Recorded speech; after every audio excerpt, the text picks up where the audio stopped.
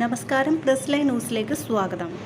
ചാലക്കുടി UDFിൻ്റെ കോട്ടയായ മണ്ഡലമായിട്ടാണ് വിലയിരുത്തപ്പെടുന്നത്. എന്നാൽ ഇന്നസെൻറ്റിലൂടെ ഒരു വട്ടം LDF മണ്ഡലം പിടിച്ചെടുത്തിട്ടുണ്ട്.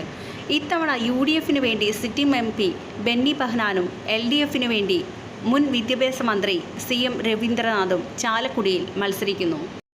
BJPയെ കൂടാതെ 20യും ഇവിടെ സ്ഥാനാർത്ഥിയെ നിർത്തിയിട്ടുണ്ട്. 2020 പിടിക്കുന്ന വോട്ടുകൾ ഇവിടെ UDFിൻ്റെ വിജയസാധ്യതയെ ബാധിക്കുന്നുവെന്ന് വ്യക്തമാണ്. ഇടതുകോട്ടയായി വിലയിരുത്തുന്ന മണ്ഡലമാണ് ആലത്തൂർ. കഴിഞ്ഞ തവണ ഇവിടെ UDFിനു വേണ്ടി രമ്യ ഹരിദാസ് മിന്നും വിജയമാണ് നേടിയത്.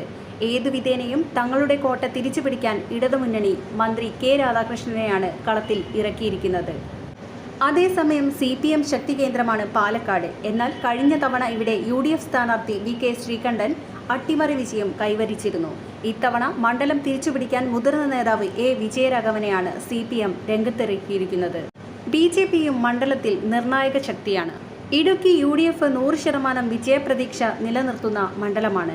ഇടതു വലതു മുന്നണികളുടെ സ്ഥാനാർത്ഥികൾ നേർക്കുനേർ മത്സരിക്കുന്ന മൂന്നാം തിരഞ്ഞെടുപ്പാണ് ഇടുക്കിയിൽ നടക്കുന്നത്. 2014 ഡീൻ കുര്യാക്കോസും ജോയ്സ് ജോർജും മത്സരിച്ചപ്പോൾ വിജയം ജോയ്സ് ജോർജിനൊപ്പമായിരുന്നു. എന്നാൽ 2019 നടന്ന പോരാട്ടത്തിൽ ഡീൻ കുര്യാക്കോസ് ലക്ഷത്തിന് മുകളിൽ ഭൂരിപക്ഷം നേടി മധുര പ്രതികാരം നടത്തി.